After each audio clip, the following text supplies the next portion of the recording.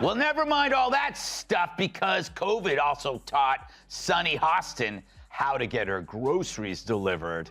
Yeah, I know, amazing. But that means it's time for...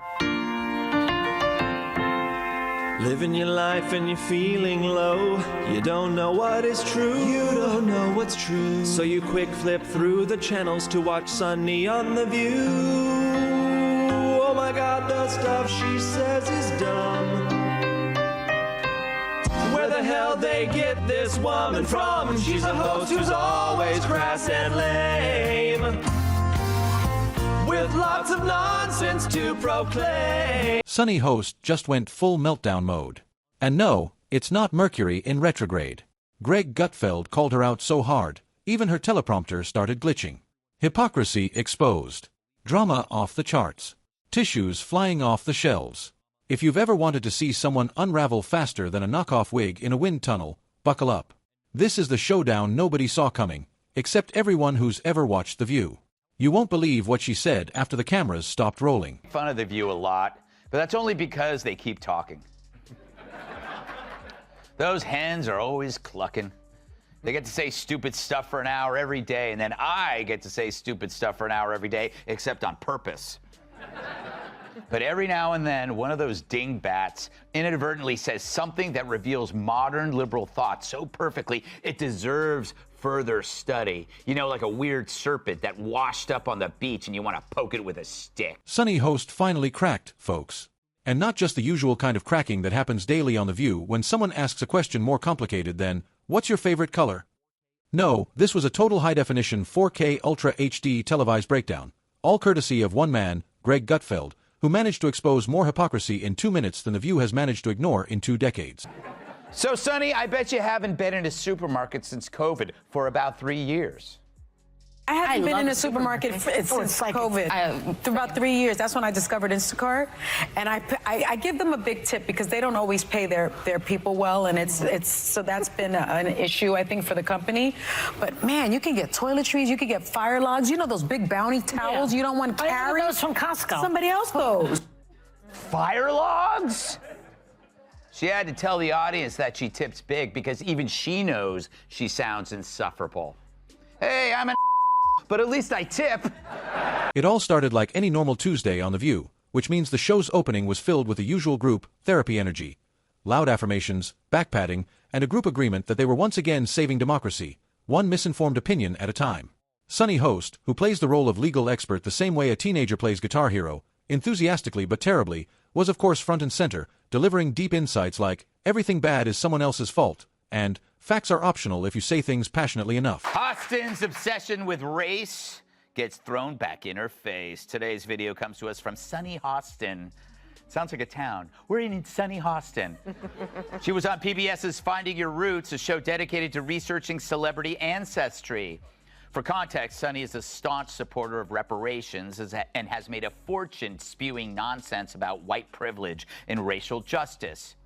Well, turns out she's not as oppressed as she claims she is. She's actually the descendant of slave owners from Europe. Here's how she took the... If you've never watched The View, just imagine the comment section of a political Facebook page hosted by people who once read a Wikipedia article about the Constitution and decided they were now scholars. Sunny fits right in. She's the group's voice of reason, if your definition of reason includes screaming, threat to democracy. Anytime someone disagrees with her latte-fueled worldview. Wow. I'm a little bit in shock. I just always thought of myself as Puerto Rican, you know, half Puerto Rican. I didn't think I was, my family was originally from Spain and slaveholders. Yeah. So how are you feeling, my friend? I think it's actually pretty interesting that my husband and I have shared roots. Yeah. So I do appreciate that. And I think it's great for our children to know this information. I guess it's a fact of life that this is how some people made their living, on the backs of others. Fact of life. Interesting change of tune. For more, we go to our chief Sunny Hostin correspondent for a reaction.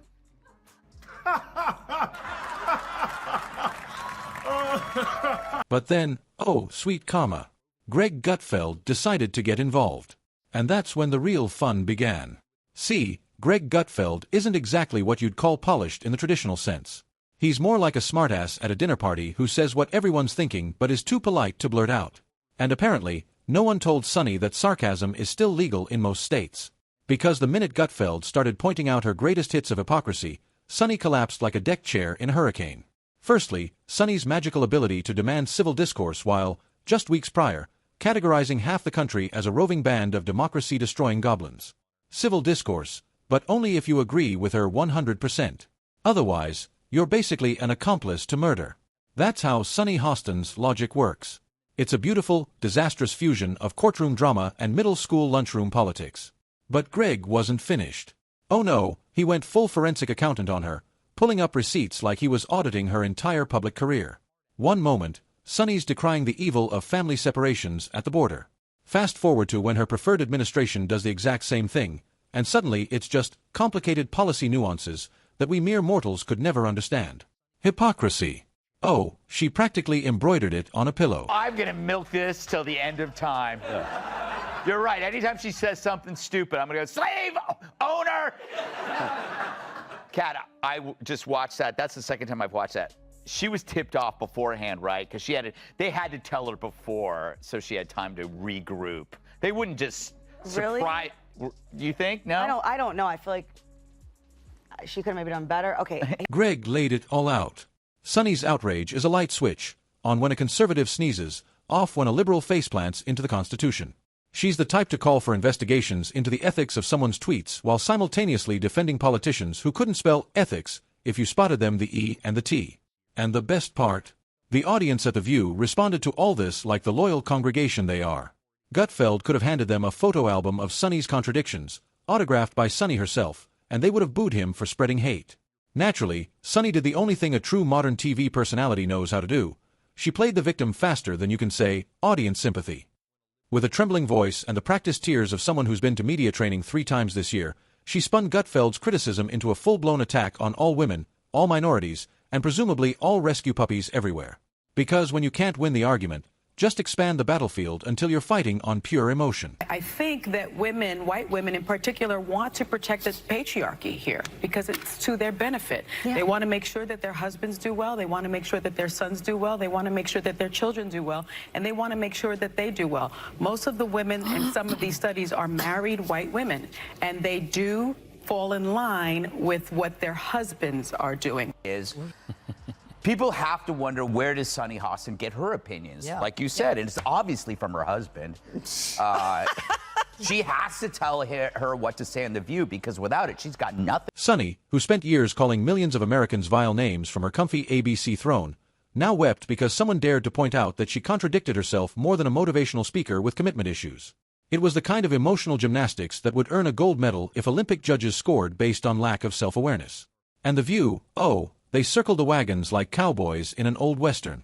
Except instead of defending against bandits, they were defending Sunny from the horrifying threat of being fact-checked. Whoopi Goldberg even offered a rousing pep talk that basically amounted to, remember, facts are a social construct if you feel strongly enough about it. The producers reportedly scrambled behind the scenes, worried about Sunny's emotional well-being, as if getting called out for public hypocrisy on national television wasn't just another Tuesday for any politician or public figure. You'd think she'd be used to it by now. But no, this was different. Joy Behar gets racism after all. She's been black on Halloween. Yeah. But Joy wasn't there on the show. Apparently Mondays are her days off when she feeds in the pasture.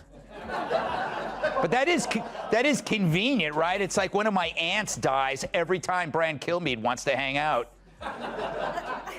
Maybe Joy needs a full day to read her hate mail, and that's just from the rest of the cast. So Scott had to deal with Sunny Hostin and her typical self-righteous. This was Greg Gutfeld daring to point out the Emperor had no clothes while the Emperor sobbed into her designer coffee mug. Social media, of course, had a field day. Within minutes, Twitter was filled with memes. One particularly brutal one showed Sunny with the caption, "Strong opinions, weak spine."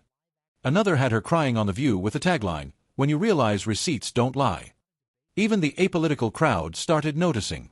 Turns out, when you whine about civility while trashing half the country, people kind of remember that. Meanwhile, Greg Gutfeld's segment blew up online. His simple, sarcastic breakdown of Sunny's behavior resonated with everyone tired of being gaslit by the same 3 cable news talking points recycled every week like old bathwater. It was a masterclass in exposing how The View isn't a discussion. It's a live-action Tumblr thread with a studio audience and better lighting. It's not a debate.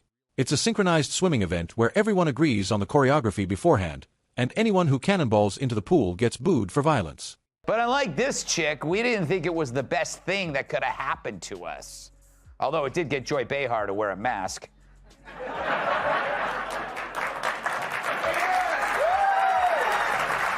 People, you make me sick. It's funny, her being named Joy is like me being named ugly.